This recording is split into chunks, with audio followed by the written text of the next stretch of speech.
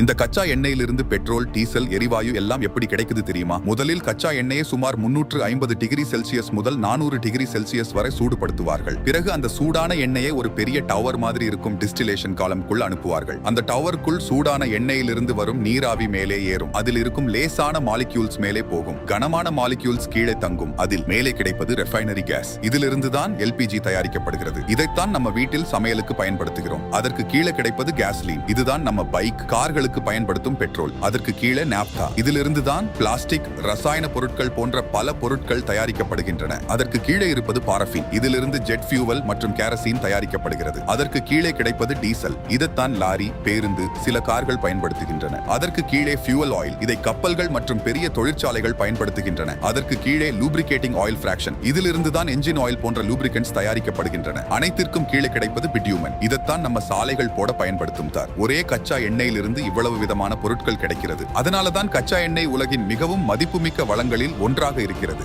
நீங்கள் வளர்ச்சியை ஃபாலோ பண்ணாம இருந்தால் மீண்டும் எங்களை பார்ப்பது அரிது. ஏற்கனவே ஃபாலோ பண்ணிருப்பீர்கள் என்றால் கங்க்ராச்சுலேஷன்ஸ். நீங்கள் ஒவ்வொரு நாளும் புதிதாக ஒன்றை கற்றுக்கொள்கிறீர்கள்.